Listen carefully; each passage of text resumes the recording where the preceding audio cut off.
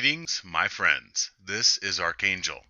You know, amongst my journeys into deeper contemplation of male aloneness, I have come to a curious yet obvious realization. I have always sought male intimacy. Males lack fondness between one another. Males are not only neglected emotionally by females, but more so by males. Gynocentric males are more toxic to males than females are. There seems to be no camaraderie between males, no loyalty or genuine compassion between males. Males are programmed to see each other as competition. We claw at each other for dominance. We backstab one another over vulvas. And we are internally gratified when a fellow male is handicapped or taken out of our environment, because that is one less competitor to worry about, one less psycho to contend with, as we all seek attention and female validation. It is not hard to see that in this existence, nobody cares about males. Females don't care about male welfare or feelings. They are too focused on themselves, and they secretly delight in male suffering, which symbolizes a strike against the evil female oppressive patriarchy with its male privilege.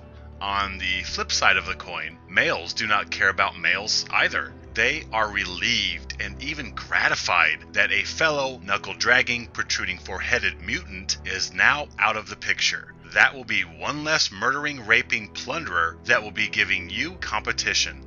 No one truly cares for males, and males simply want someone to care. Males see how everyone cares for females, and how uterine bearers turn to one another for empowerment, juxtaposed to males who hurt each other and turn to females for their solace, where they get nothing but shame and emasculation. Males are indoctrinated or shamed into distancing themselves from other males, who they are programmed to believe are the enemy, the evildoers who will attack you the moment your back is turned on them, or you entrust them with anything. We heap gay jokes onto males and forever shame them if they demonstrate any male closeness or any manner of tactile behaviors that females feel free to display towards each other. Females can hold hands, or dance with one another, or take each other to the bathroom, and nobody thinks twice about this behavior. But if guys were to dance with one another, or grab their wallets and take each other to the bathroom, yeah, suddenly it's sick and wrong, or they are instantly branded as fruitcakes, with Elton John's greatest hits queued up on their car stereo. You must understand that humanity needs males to service society with toil and labor in order for society to survive. And how do we accomplish males' willing subjugation as slaves? Why, we give them sufficient motivation to become workhorses and oxen, and chasing the female-assisted ejaculation and the good boy pat on the head that females give males who are all alone in life and starved for affection. This fake affection and 3 seconds of female-assisted money shot is quite sufficient to cause males to willingly retard any personal greatness, dreams, or ambitions in order to chase females and the traditionalist holy grail of family, which societies are built upon. This is the female carrot. Males chasing female affection and validation. Meanwhile, they will happily pamper and coddle the female sex and submit to servicing and propping up a society that only exists because of male toil and invention. Males want the caring that they issue to be returned in kind.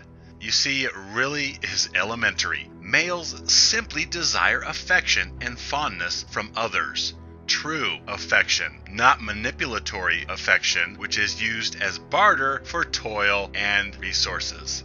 Sadly, however, the world only wants to take from males in the form of utility, so thus romance was conjured many, many moons ago as a disgustingly malicious way to funnel male desire into females and train them to seek out affection only from females. Thus, we brainwash males into seeking solace, respite, and emotional intimacy from females and only females. Yet we allow females to find solace in themselves, in their sex, in one another, and in a male if they would want to.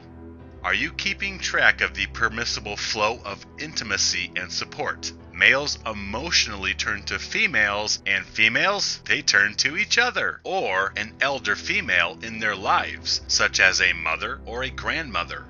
Yeah, how nice. Not only is this a cruel existence of abject solitary confinement that males are forced to endure, but males are shamed and cheated out of any type of deeper support from other solitary wretches. Males cannot even band together and support or console fellow males. As I contemplate males' obsession with female affection, validation, and salvation, I realize that I have all my life thirsted for male intimacy, male camaraderie, male support, and male loyalty. I have longed for a being I could emotionally be close to, who was capable of caring and loyalty, reciprocity in kind. Females rebuke male welfare, and males rebuke male welfare. It seems only animals are capable of returning genuine affection to males in kind. Hence the very accurate cliche that dogs are man's best friend. There is much wisdom in this statement, for you will never receive anything unconditional from a male or a female Homo sapien. No, wait. Actually, males do receive unconditional loathing and usury from everyone. Yes, due to our higher sentience and functioning, females are capable of emotional reciprocity, but they do not practice this, nor do I foresee females ever returning genuine affection and caring to males because the environment enables them, encourages them to be self-interested and entitled royalty due to the fact, of uterus. I think males understand their devalued, unloved plight on some subconscious level, and thus I have observed that males have always longed for some camaraderie, some intimacy, some solidarity, some caring, some respite from being the cursed, deformed, malevolent demons we accuse males of being. Males want caring and affection, acknowledgement that they actually have worth and valid feelings, to be recognized as glorious simply for being. Yet because most males submit to the brainwashing of Gynocentrism, they fall to their knees to worship the divine feminine in order to get that pat on the head that will temporarily cover up the fact that they are not liked, loved, or cared about by anyone else, not females, and especially not other hurting, abused males. Males simply seek genuine affection and caring from another, a person, an animal, a tree, something external that will acknowledge his inherent value because he exists. How hard is that to understand? Females are indulgently cared for. Males, they simply want to be cared for also. So, you see, it really is not a stretch to observe that in the absence of alternatives, males settle for fake female affection, such as the conservative traditionalist female solicitation in exchange for male resource and protection. But males, deep down, long for genuine, not contrived. Males seek a genuine, authentic connection with another. And once males awaken and rebuke the female carrot and chasing female-assisted ejaculations, with the inclusion of hindsight distance and wisdom, they will be able to see the bigger picture. Males simply desire a connection with another, an emotional refuge where they are accepted, weaknesses, shortcomings, flaws, and all. Once males overcome all the gay shaming meant to steer male emotion to women and only women, who then charge a premium for entertaining males and their repulsive weaknesses and emotions, When males truly realize what is important in life, they will understand emotional intimacy is all they have ever sought, and that males could be happy and content with a male best friend for the rest of their lives. Sex is overrated. Those 3 seconds of feel good come and go, and then what?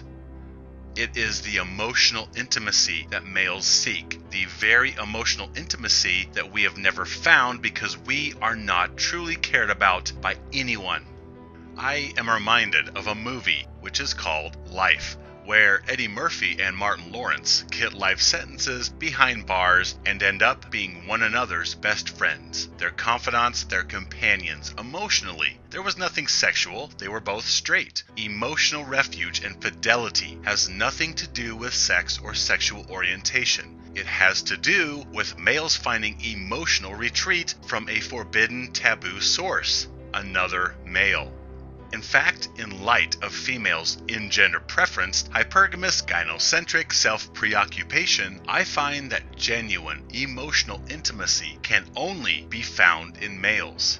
I now realize that I have sought male intimacy right along with female approval my entire life. And like most males, I realize that chasing females was a band-aid, window dressing hiding deeper wounds of male betrayal.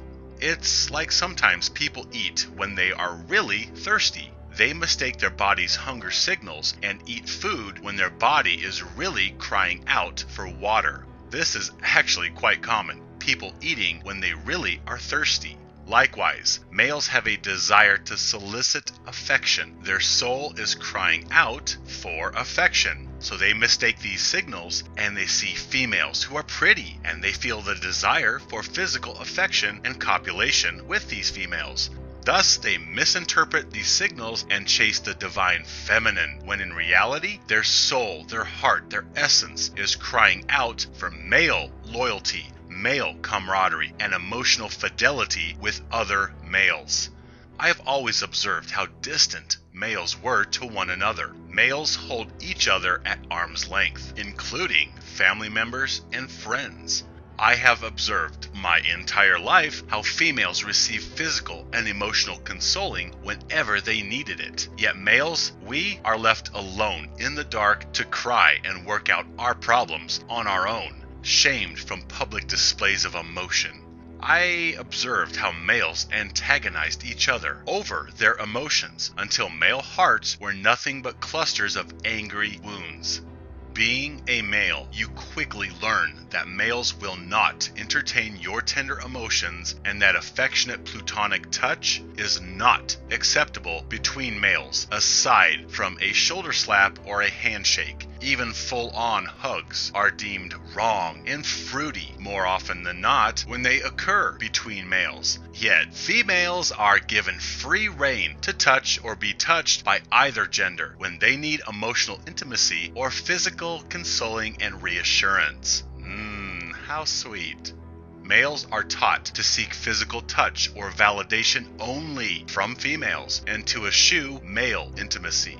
Hence, males chase females and vent their internal pain and hurt to these feminine deities. And though females know that they need to play the sweet, caring role of benevolent, altruistic female in order to usurp utility, at the same time, these reluctant counselors resent males for having weaknesses, and they resent having to play any role at all. After all, everything should just be given to females. Hence, we have the feminist movement.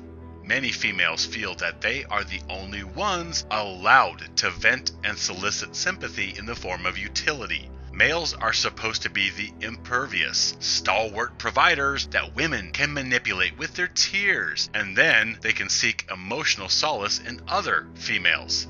If males show weakness, they usurp females' entitlement and victim narrative. Moreover, paying attention to male pain and suffering threatens to take away attention and spotlight from females.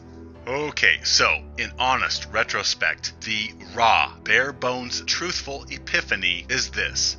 I have been more emotionally hurt by males and male betrayal than by any female. I have seen more disappointment and been privy to more sadness as a result of males and their gynocentric prostration than by all the usury and callous indifference from all the females I have ever had the displeasure of encountering. And this male betrayal starts, as it does for all males, in childhood, where I observed simpering, emasculated fathers passing this female-worshipping indoctrination onto their sons, rather than stick up for our boys against gynocentrism and female placation propaganda. Then, boys begin competing in school for the attention of females. And gentler males are bullied by males trying to assert alpha status and impress females. Males are abandoned by males and quickly learn not to put stock in male friendships because males betray each other over females. And this simply continues for the rest of a male's tumultuous life. Realizing that you can never be close to or depend on a male because a female will come along and cause their neglect and betrayal of you, and this simply continues for the rest of a male's tumultuous life. I have been abandoned, as most males have, to deal with a misandristic gynocentric world all by myself. It has been a cruel tutelage that during the entire balance of my life, I have had one friend after another forget, reject, betray, or abandon me as soon as they were granted attention from a female, any female, who inevitably ended up using them, cheating on them and abusing them. And then suddenly it was all, "Hey bro, how you been? Hey, you want to hang out?" Yeah. Then, as soon as the next enchanted skirt came along, boom, suddenly deja vu all over again, and I became somebody they used to know. I loathe the fake atmosphere that gynocentrism has fashioned for male interaction. All the fake knuckle knocks and what-ups from this pathetically false brotherhood of males who are simply in between female slave masters. This is what masquerades as male camaraderie, male intimacy, a bunch of vagina addicts congregating and pretending friendship. That is, until the next piece of salvation comes walking by and smiles at them. It's not that males don't know how to be intimate with other males, but rather they are trained and shamed to hurl contempt at other males, not tolerance. And it is sad because even now, I still keep my distance from other males. Not because I am following any type of gynocentric male devaluing programming. I have awakened from that. But rather because I do not want to get close to male devaluation enablers. I do not want to place myself in a position where I will be betrayed and backstabbed by yet another male. You see, neither sex has my welfare in mind, since all beings solicit female welfare when the ship is sinking. I just have no time nor tolerance to weed out the good guys, only to find out that they were gynocentric like everybody else. And unfortunately, the only time you find out a person's true colors is when they do you wrong, when the knife is already in your back. And by this time, it's a little too late. Well, males are tired of being done wrong, and even awakened males keep their distance from other males lest they grow a fondness for another male who does not care about them as a being, and will turn around and slit their throat over a sweet-talking breasted citizen when push comes to shove. I keep my distance from males because I realize that most males are blue pill. They are male disposal enablers, and thus they are more hazardous to male welfare than any female. I see it day in, day out. All the shallow, "Hey bro," and sports chatter, which passes for male affection and male bonding, which vanishes as soon as the wife returns from the bathroom, or the girlfriend is done on the treadmill and she is ready to go, or some hot chick sends a text. Then you see the true state of affection which exists between males. There is none. All we have is males interacting verbally for the few minutes that the boss has let them off the leash, or until a single male can hitch his wagon to the nearest female. You see, single males only pretend to have male friends. Their loyalty lasts only until they find a slave master. And believe me, ignorant males' one priority in life is to find a slave master. Soulmate. It has taken me so much time to come to the realization that males have a need deeper than female validation. It is for male affection and to the death quality camaraderie.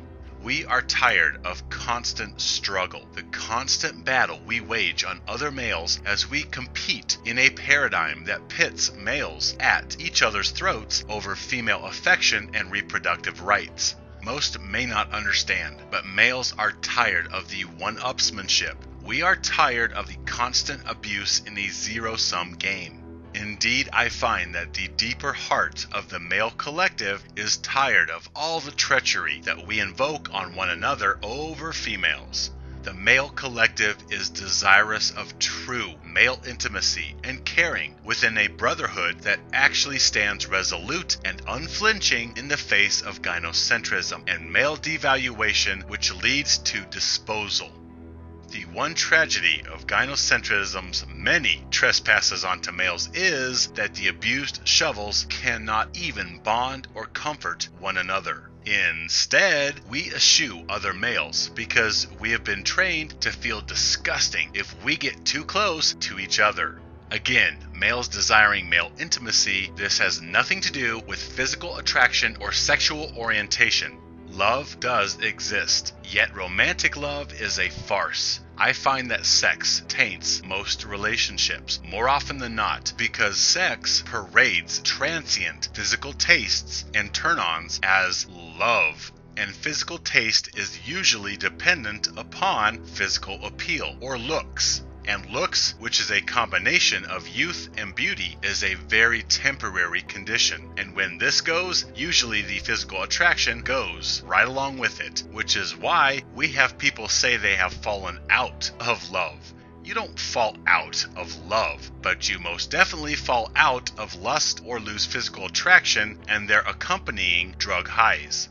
Those that you truly love, like a parent or a pet, you do not fall out of love with them, and a huge reason is because you are not sleeping with them.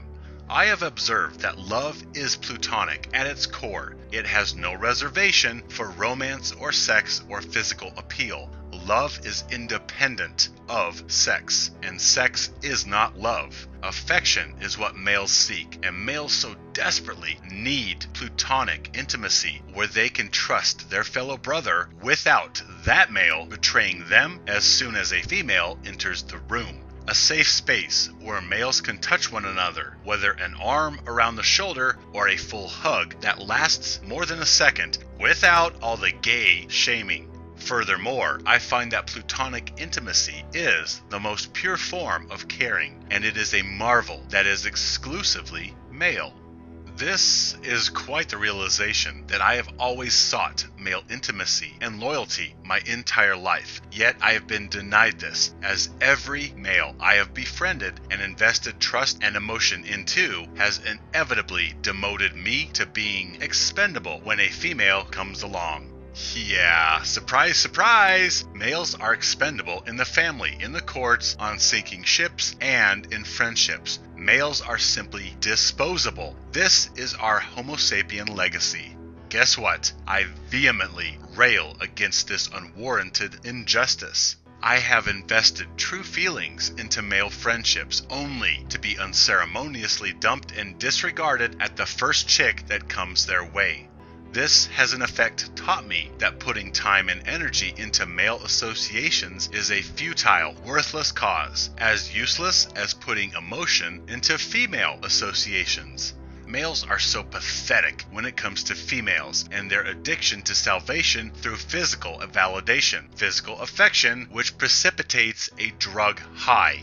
You see, females, they don't bother me. They may cause annoyance, but they are irrelevant to male devaluation and disposal, and I can do just fine without them. 3 seconds of ejaculation. Woo-hoo.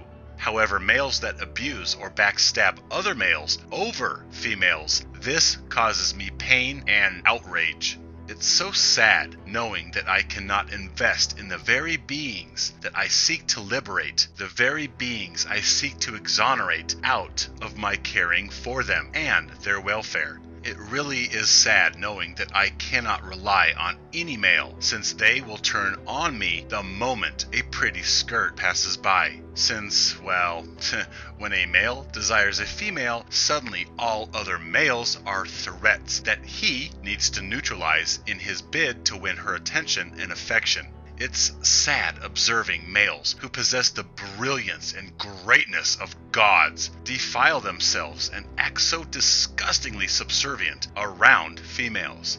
It's sad knowing that I desire male camaraderie, yet knowing that it, like female affection, is illusory. You are only bros until your buddy finds some hot tamale that gives him the feel-good release of oxytocin, adrenaline, and serotonin.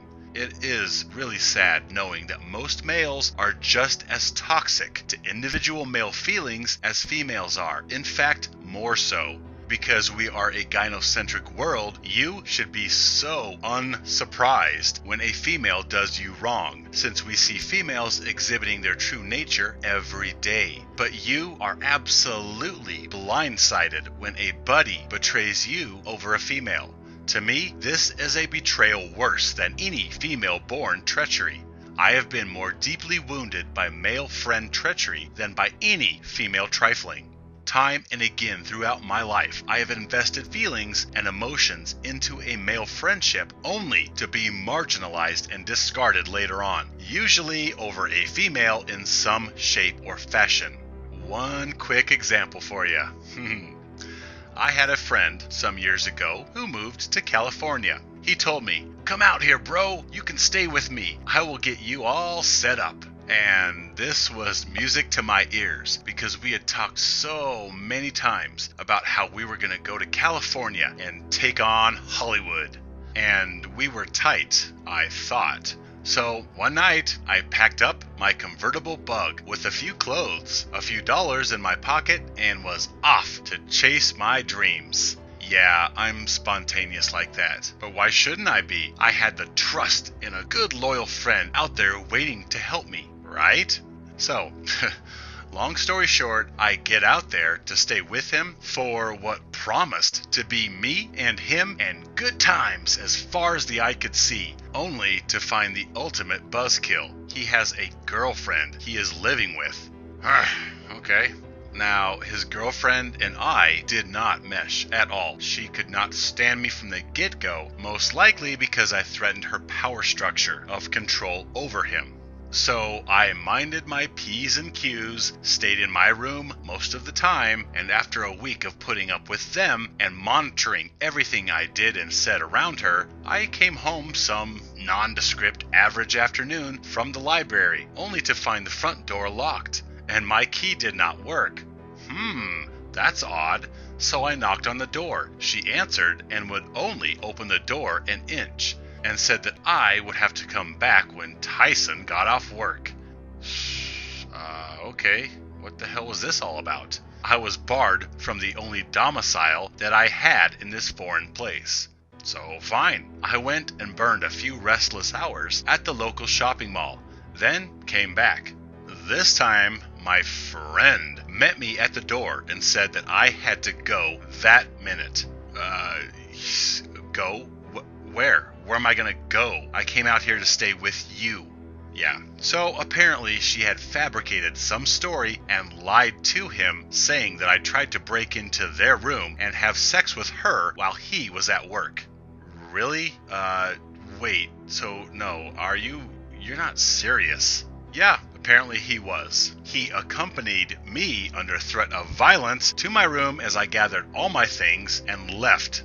I was so blindsided by this. I was in a strange city. I knew nobody. I had some clothes, my car, and a couple $100 and nowhere to go. The only reason I was out there was because I had placed stock in our friendship. Otherwise, I would have saved up a lot more money and moved out in the proper way, finding my own apartment, etc. But more to the point, I was irrevocably offended because I thought he knew me and valued me more than that. For one, I actually believe in friendship, and I would never have messed with a buddy's girlfriend. Never have, never will, and would never have dated a buddy's ex, whether from junior high or from 5 days ago. I have scruples. And two, even if I was a pathetic, backstabbing, panty-begging weasel like most males, still I would not poop where I ate. I would not jeopardize my living situation as I truly was dependent upon him. And finally, this lying, trifling girlfriend of his was on the downside of looking like a bag of hammers. I don't think I could have been aroused by her with a gun to my head. So not only was I emotionally wounded by this former friend, I was now homeless and stranded. The only reason I was in this predicament was because I put faith in our friendship, which he discarded over lies. That was just one little adventure. Oh, I could go on for days over the experiences of discardation that I have been privy to by male friends chasing females.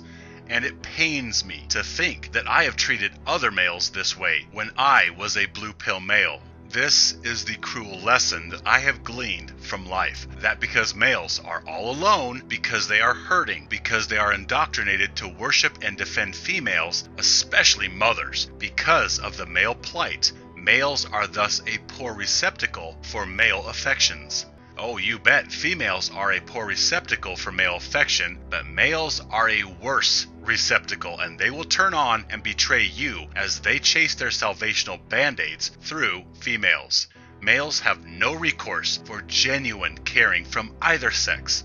Males really are cursed wretches, and male existence really is an exercise in cruel injustice and acute misery.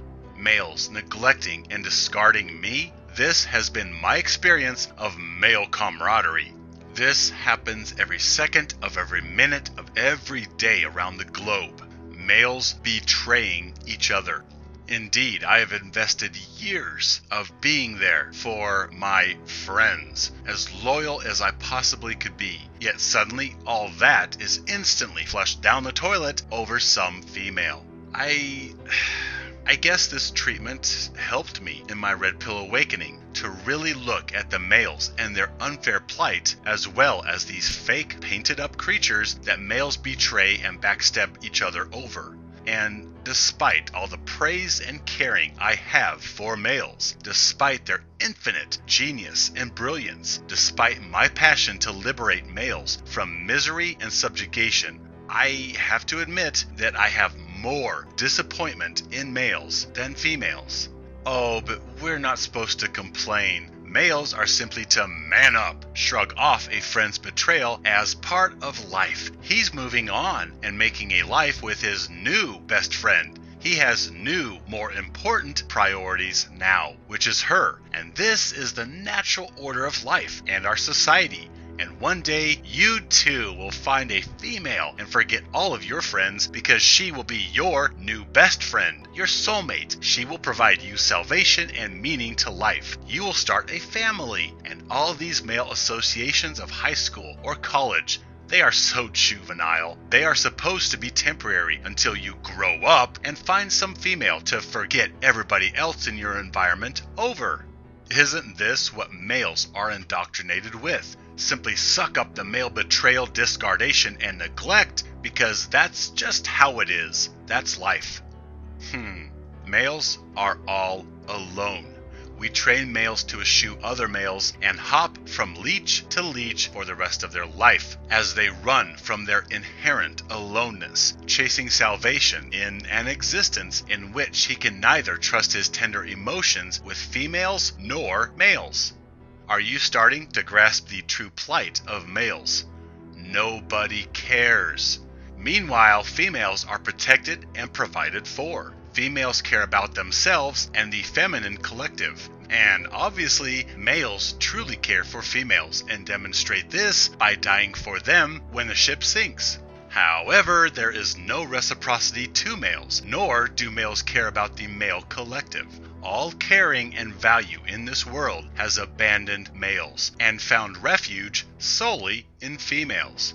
Indeed, I posit this is why brotherhoods, such as those in the military or of gangs, hold such appeal to males, because this is a chance to experience loyalty from other males to the point where they would die for one another, or where males would avenge slights against a brother. Truly awakening to male devaluation and disposability will acquaint males with the underpinnings involved here. Males are isolated and alone on this place of tormented existence, and so they seek solace and salvation through the beings they are sexually attracted to and excited by. Couple that with the atmosphere of competition between males to win female validation or reproductive rights, which, of course, pits males at each other as rivals rather than brothers, combined with a society of comfort, wealth, and technology, where females have become voracious and conspicuous privilege vacuums, sucking up everything that they can get from males. All of this ultimately culminates into males betraying and hurting the only beings that they can glean true camaraderie from, fellow brothers. Such a cruel, back-asswards existence, isn't it? And really, if most males are honest with themselves, they will realize that they do desire the one thing they have been denied: male affection. Male companionship, whether it be in the form of a friendship or perhaps the father-son relationship that they never had. Males are all alone in life.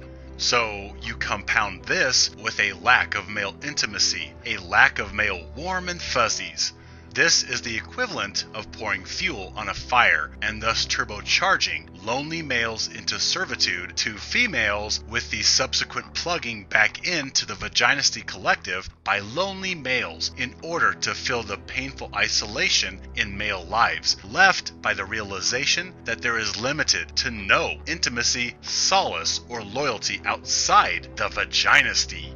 I mean, if males unplug and awaken, yet find simply more male infighting, backstabbing, and a lack of camaraderie, then what's the point? Males can be devalued and abused inside the matrix, and at least they get to enjoy the fantasy of romance and maybe a pat on the head once in a while from females. So inside the matrix, they can at least get fairy tales and fake affection, where outside the matrix, they get genuine loathing and dislike of one another.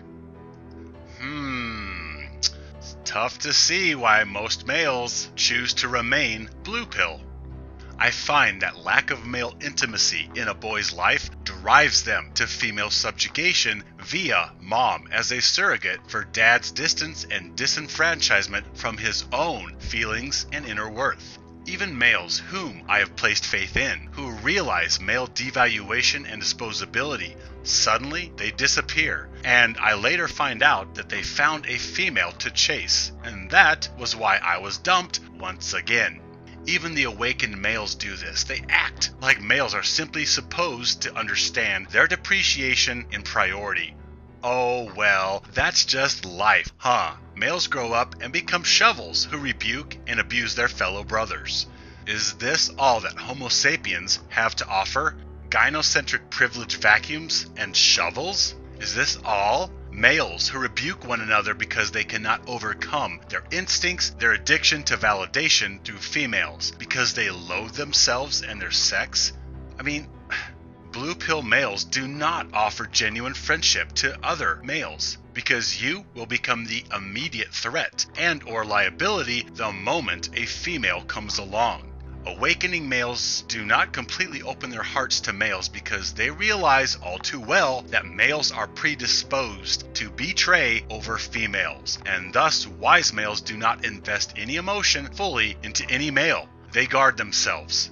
So this journey from male affection and camaraderie, from male empowering brotherhood, this will most likely end up being a bridge to nowhere, and mentioned right alongside male-carrying females in the annals of unicorn mythology. My friends, my brothers, we are so desperate for male intimacy. Let us support one another. Stand with me, live free.